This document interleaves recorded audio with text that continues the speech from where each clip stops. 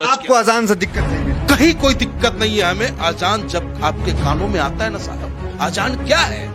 क्या है अजान? खुदा का नाम है, ला इलाहा इल्लल्लाह बिस्मिल्लाह रहमान रहीम। जब हम बच्चे होते थे या आज भी मेरा बच्चा अगर रोने लगता है, चुप नहीं होता है, तो बूढ़ी माँ कहती है, बूढ़ी दादी कहती है, रे इसे ले जाके किसी मौलाना साहब से जरा पढ़वा दे। तो वो अजान की आवाज ही होती है, अजान की आवाज ही होती है कि मेरा बच्चा सुकून से सो जाता है। तो जिसे अजान से तकलीफ हो, जिसे भगवान राम के नाम से तकलीफ हो, वो भगवान का भक्त नहीं हो सकता, वो शैतान है। ना हमें अजान से दिक्कत है, ना आपको हनुमान चालीसा से प्रॉब्लम है। सरकार को दिक्कत है, लेकिन हमसे बेहतर तो पशु और पक्षी है जो मंदिर पे जाके दाना चुगता है और मस्जिद में जाके पानी पीता है। मैं उन धर्म के ठेकेदारों से कहना चाहता हूँ कि ये मेरे धर्म के ठेकेदारों, पंडितों, मुल्लाओं, हवा किसने बनाया? सूर्य की रोशनी किसने दी? दिन और रात किसने दिया? और जिसने दिया उसने तो हमसे अलग किया नहीं कि आज हिंदू के लिए रात होगा और मुसलमान के लिए दिन होगा। जब वो ऐसा नहीं कर सका तो आप क्यों हमें आपस में लड़ाना चाह रहे हो? राजनीतिक खूनी भेड़ियों को सत्ता का लाभ क्यों देना चाहते हो? आप अल्लाह का नाम लो, मैं राम का नाम लूं। अरे काशी में तेरा जलवा काबा में नजारा है। नमस्कार, मैं दानिश अंसार और आप देख रहे हैं पीआरबी। हमारे साथ बातचीत करने के लिए पंडित मनमोहन झा गामा है, जो किसी परिचय के अब मोहताज नहीं है। मीडिया में बड़ी बेबाकी से अपनी राय रखते हैं और चुनाव भी शाहिबाबाद विधानसभा से लड़ चुके हैं। पंडित जी, सबसे पहले तो पीआरबी में बहुत बहुत स्वागत है आपका। अभी जो एक मुद्दा है जो पूरा गरमाना हुआ है, हर तरफ डिबेट चल रहा है अजान को लेकर, और हर 6 महीने पे 2 महीने पे ये मुद्दा चलाता है कि लाउड स्पीकर हटाओ, अजान बैंड करो, ये करो, वो करो। अब जो है बिहार सरकार में बीजेपी कोटा के मंत्री है जनक राम, उनका कहना है कि पूरे देश भर में अजान लाउड स्पीकर जो है बैंड कर देनी चाहिए। क्या कहेंगे, मांग तेज हो गई है? वास्तविकता ये है कि ना हमें अजान से दिक्कत है, ना आपको हनुमान चालीसा से प्रॉब्लम है। सरकार को दिक्कत है, क्योंकि जिस सरकार को हिंदुस्तान की जनता ने चुना है, उस प्रदेश की जनता ने चुना है, किसी उम्मीद से चुना था।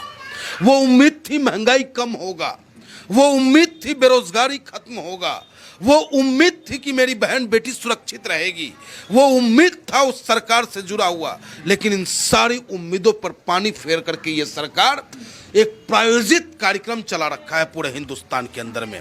सोची समझी रणनीति है कि जनता सरकार की तरफ उंगली ना उठा पाए, जनता सरकार से अपने हक की बात ना कर पाए, वो हिंदू और मुस्लिम में उलझ। आपको अजान से दिक्कत है कि नहीं? कहीं कोई दिक्कत नहीं है हमें। अजान जब आपके कानों में आता है ना साहब, अजान क्या है? क्या है अजान? खुदा का नाम है, ला इलाहा इल्लल्लाह बिस्मिल्लाह रहमान रहीम। अरे उस नाम को जब हम बच्चे होते थे या आज भी मेरा बच्चा अगर रोने लगता है, चुप नहीं होता है, तो बूढ़ी माँ कहती है, बूढ़ी दादी कहती है कि रे इसे ले जाके किसी मौलाना साहब से जरा पढ़वा दे। तो वो अजान की आवाज ही होती है, आजान की आवाज ही होती है कि मेरा बच्चा सुकून से सो जाता है। तो जिसे आजान से तकलीफ हो, जिसे भगवान राम के नाम से तकलीफ हो, वो भगवान का भक्त नहीं हो सकता, वो शैतान है। वो शैतान की उन्हें खलल पैदा पड़ता है। आपको नींद में तो दिक्कत नहीं होती? हर सोनू निगम जैसे सिंगर को नींद में दिक्कत हो रही है। वो पागल हो गया है, वो लोग पागल हो चुका है। वो हमारे देश को किस ओर ले जाना चाहता है, इस पे विचार करने की आवश्यकता है। आज मेरा देश कहाँ है, किस मुहाने पे खड़ा है? एक बारूद की तरह लोगों के अंदर गुब्बार भरा जा रहा है, लोगों को बार बार समझाया जा रहा है कि तुम मुसलमान हो, तुम मुसलमान हो, और तुम हिंदू हो, तुम हिंदू हो। अरे हमें ये समझाओ मेरे भाई कि मैं भारतीय हूं, मैं हिंदुस्तानी हूं। ये इस सोच के साथ जब हम चलेंगे तब जाके कहीं हमारा देश मजबूत और ताकतवर बनता है। मतलब जो माहौल बनाया जा रहा है कि हिंदुओं को दिक्कत है अजान से, इस तरह का मामला नहीं है। कुछ लोग कहीं कोई मामला नहीं है, ये चंद लोग, मुट्ठी भर लोग हैं जो इस माहौल को क्रिएट कर रहे हैं। वो भी वो लोग हैं जो सरकार द्वारा प्रायोजित है। अगर आज इस माहौल निगम तो ये है, आज अजी काहे का कलाकार है, जो कलाकार हमसे ही पैसा कमाता है, फिर हमारे समाज में ही जहर घोलने का काम करता है। सरकार ने, केजरीवाल जी ने गलत नहीं कहा था कि भारतीय जनता पार्टी को लोगों ने रोजगारी के नाम पर वोट दिया था, लेकिन ये पोस्टर चिपकाते फिर रहे हैं, ये फिल्मों का प्रचार करते चल रहे हैं। अरे कश्मीरी पंडितों को बसाओ, उन्हें अगर उनसे आपको मोहब्बत है तो, लेकिन नहीं, आप उनके दर्द को और नमक छिड़कने का काम कर रहे हो। आप कश्मीरी पंडित से पूछ के आओ कि क्या उस फिल्म को देखने के बाद उन्हें सुकून महसूस हो रहा है या दर्द हो रहा है। बिल्कुल सही बात है, महंगाई नापने की कोई मशीन नहीं लगी, लेकिन कर्नाटक में जो है मशीन लग गई है कि कितना आवाज होना चाहिए अजान में, यहाँ से ज्यादा होगा कार्रवाई हो जाएगा। देखिए उस मानक का अगर कोर्ट का आदेश है, कोर्ट ने कहा कि इस मानक में हो, तो मैं मंदिर और मस्जिद दोनों से कहूंगा कि आप दोनों इसका एहतराम करें।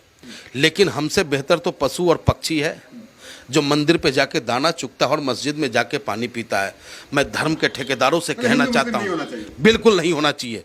मैं उन धर्म के ठेकेदारों से कहना चाहता हूँ कि ये मेरे धर्म के ठेकेदारों, पंडितों, मुल्लाओं, क्या हवा किसने बनाया?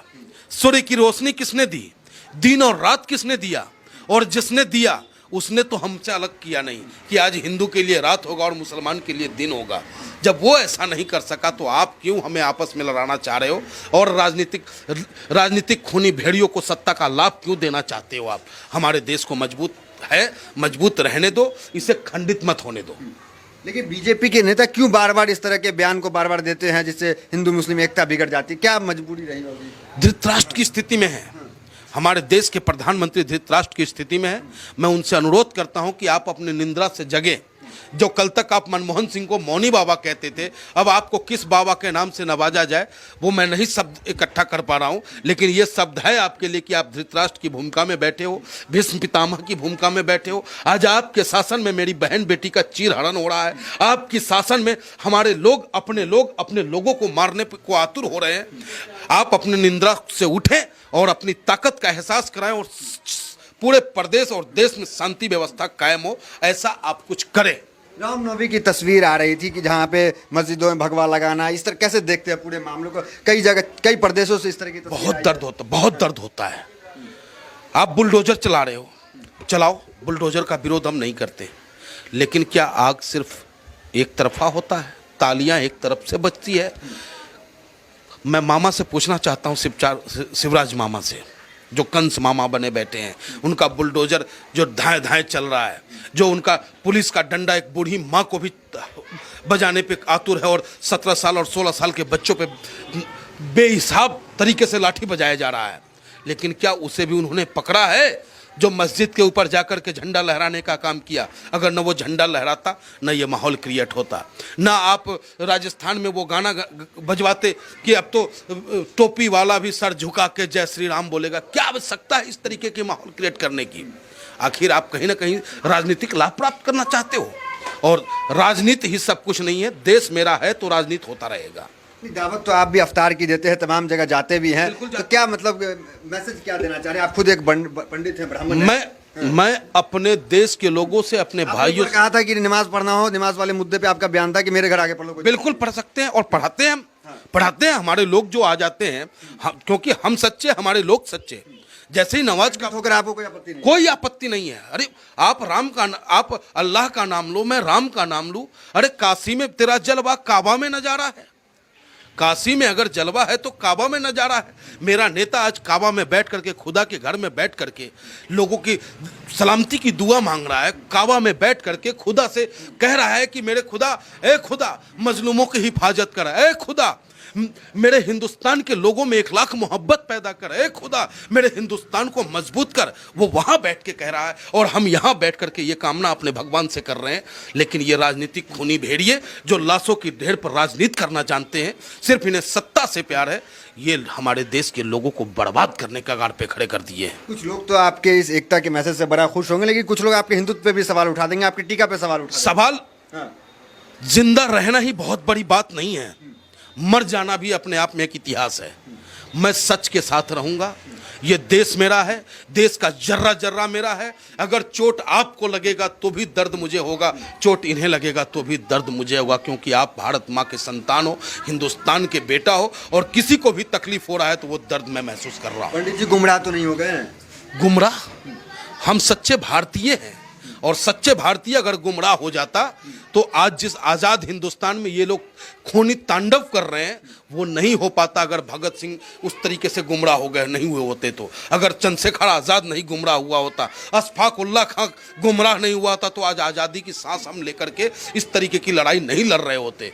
तो हर घर से आपको चंद्रशेखर आजाद, भगत सिंह और अशफाक उल्लाह खां जैसे लोगों की आवश्यकता पड़ गई है। मैं पूछना चाहता हूं कि जब दुश्मनों का टैंक उड़ाना था तो मेरा वीर अब्दुल हमीद अपनी बहन को राखी की कीमत दिया था दुश्मनों का टैंक उड़ा करके। उस हिंदुस्तान के हम रहने वाले हैं, न कि हम आपसे नफरत के नाम पर कि आपका नाम जुवैद है तो मैं आपसे लड़ जाऊं और मेरा नाम मनमोहन है तो आप हमसे लड़ जाओ। नहीं, हम और आप एक होकर के गले मिलके चले, तब जाकर के बेहतर और मजबूत हिंदुस्तान की हम कल्पना कर सकते हैं। आप एकता की बात कर रहे हैं, बड़ी अच्छी बात है, लेकिन प्रधानमंत्री मोदी भी सबका साथ सबका विकास जैसी बात करते हैं। हालांकि जो कुछ लोग हैं, चाहे बजरंग मुनि जैसे कहते हैं कि महिलाओं का, मुस्लिम महिलाओं का बलात्कार कर दो, फिर इन तमाम जैसे बयानबाजियों पर उस पर कार्रवाई नहीं होता जो कार्रवाई होनी चाहिए। ऐसे लोगों का मनोबल बढ़ता कैसे है? जब देश का प्रधानमंत्री ये कह दे कि मैं कपड़ा देख करके लोगों को पहचानता हूं, तो वहां से उन्हें ताकत मिलता है। कपिल मुनि जैसे लोगों को जो भगवा धारण करके भगवा को बदनाम करने का काम कर रहे हैं, ये वही भगवाधारी है जो कहा जाता है। इस बजरंग मुनि नाम, इसका नाम भी बजरंग जो है गलत है, क्योंकि बजरंग नाम हनुमान जी का है, जो आजीवन ब्रह्मचर्य रहे, जो आजीवन अपनी सेवा, अपने शरीर का एक एक कण जो है सेवा में लगाया भगवान श्री राम के लिए, और वो उसका नाम बजरंग, और बजरंग के मुंह से नारी के लिए ऐसा शब्दों का इस्तेमाल, उसकी जिह्वा में तो कीड़ा फर जाना चाहिए था। भगवान राम से मैं प्रार्थना करता हूं कि हे भगवान, आप के नाम को ये लोग बदनाम कर रहे हैं। आप तो इतने सहिष्णु थे कि आप तो सुपर्णरेखा का भी नाक काटने पर अपने भाई का विरोध कर दिया था। आप तो समुद्र से भी रास्ता मांगने के लिए उनके आगे हाथ जोड़े खड़े थे। आप कितने सहिष्णु थे ये समझे आप भगवान राम को, और भगवान राम के नाम पर ये लोग आतंक फैलाने का काम कर रहे हैं। मेरा राम वैसा नहीं है जैसा ये लोग परोसने का काम कर रहे हैं। प्रतीत होता है कि आप जो है खड़े हैं पूरी तरीके से मुसलमानों के साथ, और अजान मुसलमानों के साथ नहीं, पूरे हिंदुस्तान के साथ। मेरा मुसलमान, अजान से आपको आपत्ति? कोई आपत्ति नहीं, ना अजान से आपत्ति है, ना गुरुवाणी से आपत्ति है, ना बाइबल से आपत्ति है, ना गीता से हमें आपत्ति है। आपत्ति है उन आताताइयों से जो कोई भी किसी को भी अपने धर्म बनाने से रोकता हो, तो वो राक्षस प्रवृत्ति का, और उन राक्षसों से हमें आपत्ति है, रहेगा और उनसे आजीवन